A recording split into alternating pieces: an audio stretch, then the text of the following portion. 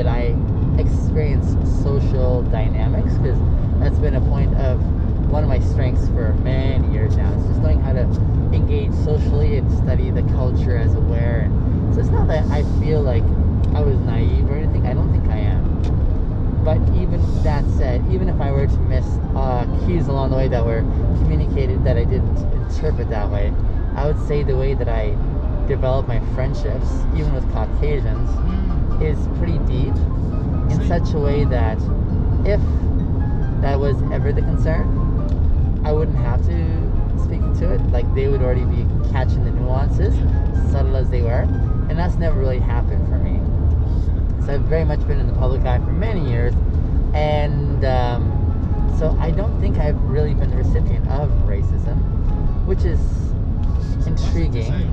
Well, yes, given that my siblings wouldn't say the same. So they would say they've definitely been on the receiving end in many ways, right? So I feel like I am one in our colored community who is somewhat like, I'm going to my own community and saying, tell me what it was like. Because I don't know experientially what it's like. So I find that really intriguing and interesting for myself. It is very interesting. That's one of the things about my life that I'm very thankful for, that I haven't been like persecuted. Because myself, I've seen my friends. I've seen it happen to my friends with police, Yeah. especially.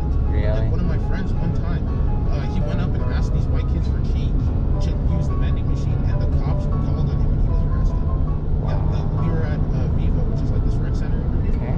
And they called the police on him because they thought they were robbing him without even knowing the situation. Really? None of those kids complained. He went up, asked for change.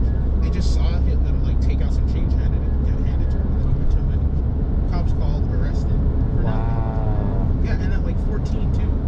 14-year-old kid for no reason. That's devastating. And you saw that? Yeah, I was right there, and I see the cops come. I'm like, oh, why are cops here? And they walk up to my friend and arrest him. What? Of course, it's not all cops. Oh, it's here in Calgary though too. Yeah, it's everywhere. Racism isn't like limited to just the States. The expressions though of racism seem to vary, right? Oh, of course. Some people, the most common form of racism I find is that it's not confrontational. You'll get the kind of racism where someone will like look at you like side-eye, and then they ignore you, right? They keep it to themselves because they know that being racist isn't accepted. Yeah. Sure. And so they'll hide those feelings. Yeah. I usually think about when I experience, tension between people. Racism is like probably the last thing that comes on my radar. I usually think things along the lines of, they must be having a bad day, or maybe I'm just not the right fit personality-wise. Yeah. I usually go with bad day. That's especially when like you work in like customer service and someone just reached out at you. Yeah. Yeah. I just have to. It's probably a bad day. It's probably not even me. It seems to be like a more fair extension of giving the benefit of the doubt, right? Saying, I could choose the worst case scenario here, but what would a better alternative be when I don't have access to asking them and saying, is this what I think it is? Yeah, I don't like jumping to conclusions, so for me, I just Sure. not jump to conclusions. What do you think would be really helpful in the conversation of the race topic? I think it needs to be less divisive. That's one thing I've noticed, especially with cultural appropriation. Racism isn't the only issue. It's that people don't want to share their cultures. People want to keep them safe, keep them to themselves, right? Like, I think of, Kim Kardashian? Yeah, I've heard of her. She had this one line called like Skims, where they had kimonos, and a bunch of people were mad at her saying, "Oh, you're disrespecting our culture." But I didn't view it that way. I was just like, her name is Kim, right? There's a pun there, and she likes the kimonos. The kimonos will be in the public eye.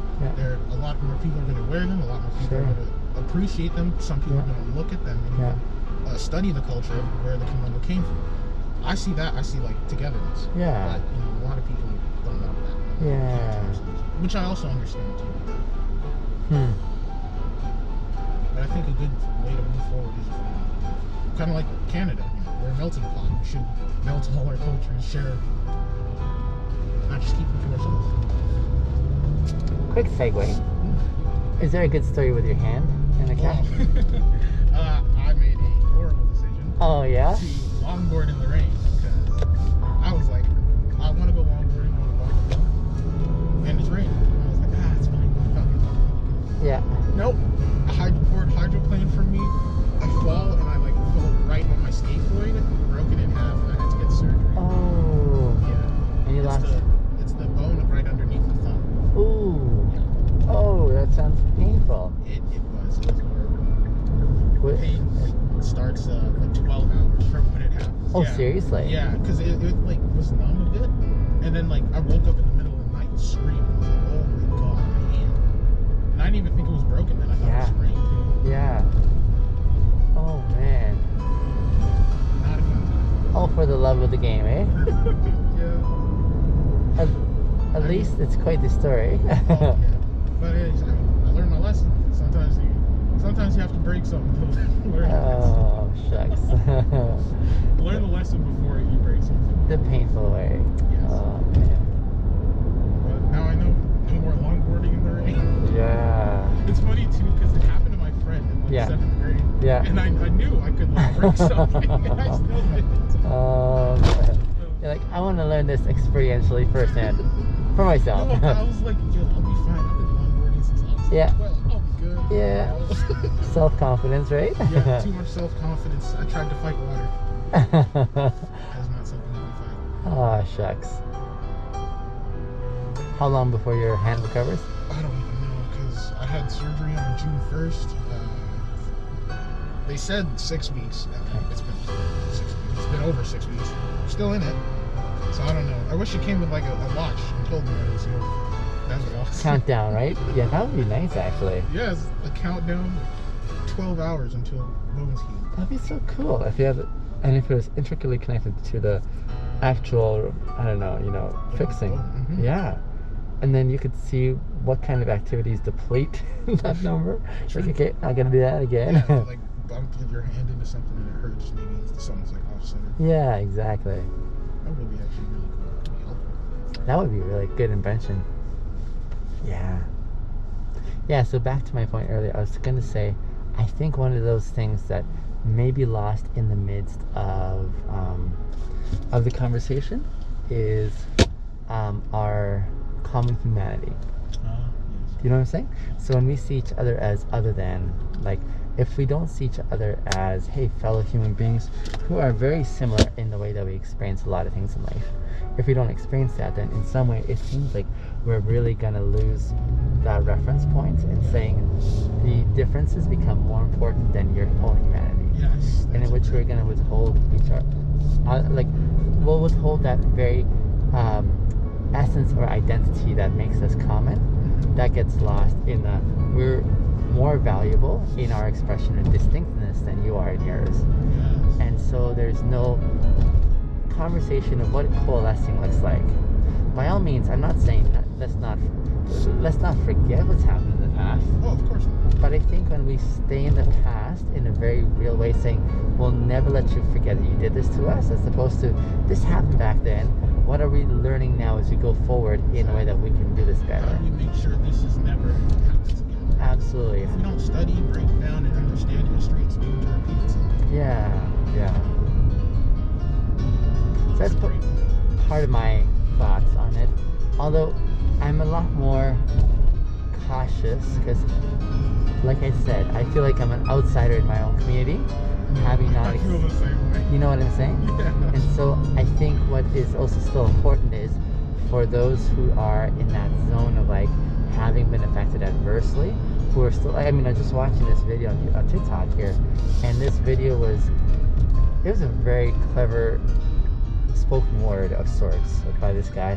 He's really gifted in putting analogies together, but again, he's speaking from the perspective of many blacks who would say when they see the blue and white or the police uniform, there's fear instilled in them, like something is going down here and this is not going to go well for me. And so I don't know what that's like to actually live in that zone of fearfulness. I've never lived in it either. That's why I can resonate with that outsider like feeling. Even after seeing it, I kind of feel like because I was so young when I saw like my friend get arrested for no reason. Yeah. I was very dismissive as well. Huh. Yeah, so like didn't really take it in aside from like that was fucked up. That might have happened. Yeah.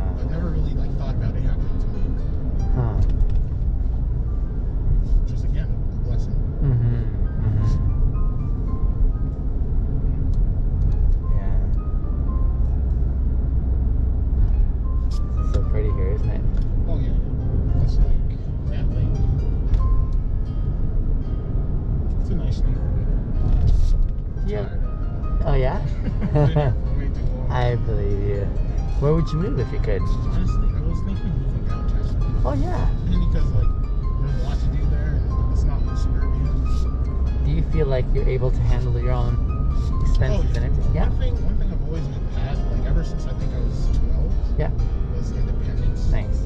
I mean, obviously I was 12 year old parents, so still parents paying for me and stuff. Sure. So like, I hope that still happens.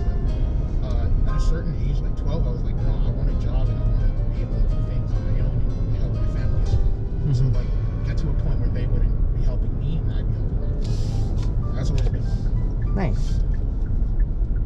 So, what's stopping you? What's stopping me? Mm-hmm. I'm not there yet. I'm still working on my goals. I see. Yeah, I live downtown. Love it downtown. Like I live down in Mission area, which is very close to a lot of things going on there. But I like being around people. Yeah, downtown's awesome. Yeah. I like it every time I go there. The thought of living there is exciting. Way more exciting than like, here. Oh my god, those are my friends. Nice. What? Like, What are those guys do you want doing? to say hello though? Yeah, I do actually. Okay. What's good?